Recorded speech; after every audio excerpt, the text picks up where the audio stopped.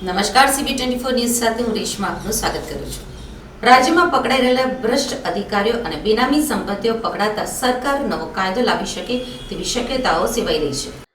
રાજકોટમાં અગ્નિકાંડ અને અમદાવાદમાં ભ્રષ્ટ અધિકારીઓના દાખલા સામે આવ્યા બાદ સરકાર એલર્ટ મોડ ઉપર છે.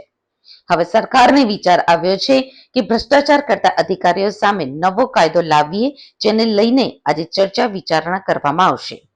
સાથે સાથે કાયદાકીય નિષ્ણાંતોને ધ્યાનમાં લઈને કાયદાને આખરી ઓપ આપવાની કવાયત હાથ ધરાશે, જેમાં મુખ્યમંત્રીથી લઈ ઉચ્ચ કક્ષાના અધિકારીઓ જોડાશે અને વિચારણા કરશે. ભ્રષ્ટ અધિકારીઓ પકડાય તો તેમની બેનામી સંપત્તિ જપ્ત કરવા સુધીમાં કાયદામાં જોગવાઈ આવી શકે છે, જેને લઈ આજે મુખ્યમંત્રી નિવાસસ્થાને બેઠક પણ યોજાશે, જેમાં ગૃહ વિભાગ અને કાયદા વિભાગના અધિકારીઓ હાજર રહે તેવી શક્યતા છે. ગુજરાતમાં અધિકારીઓ લાંચ લઈ મોટા ફાર્મ હાઉસ, સોના અને વિવિધ મિલકતોમાં રોકાણ કરતા હોય છે. ગુજરાતમાં સાગઠિયા જેવા ઘણા અધિકારીઓ એવા હશે કે જેની પાસે અઢળક મિલકતો હતી કે છે. આવા અધિકારીઓ સામે આવક કરતા વધુ સંપત્તિનો કેસ દાખલ થયા પછી મિલકતો જપ્ત કરવા કોર્ટ પ્રક્રિયામાંથી પસાર થવું પડે છે. કેસ દાખલ થયા પછી સરકાર અપ્રમાણસરની મિલકતો જપ્ત કરી શકશે. આ ઉપરાંત જામીન માટે પણ આકરા નિયમો ઘડવામાં આવી શકે છે. ઘણા કિસ્સાઓ એવા પણ બન્યા છે જેમાં અધિકારીઓને જેલ થયા પછી જામીન મળી જતા હોય છે.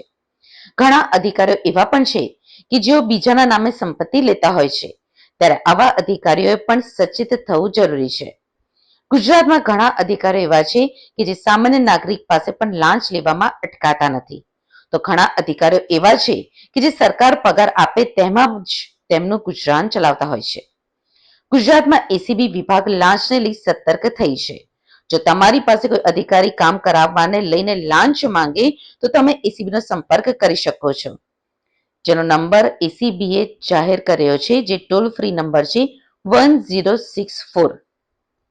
આ નંબર એસીબીનો ટોલ ફ્રી નંબર છે, જેમાં તમે અધિકારીનું નામ અને જે જગ્યાએ ફરજ બજાવતા હોય તેની વિગત આપી શકો છો.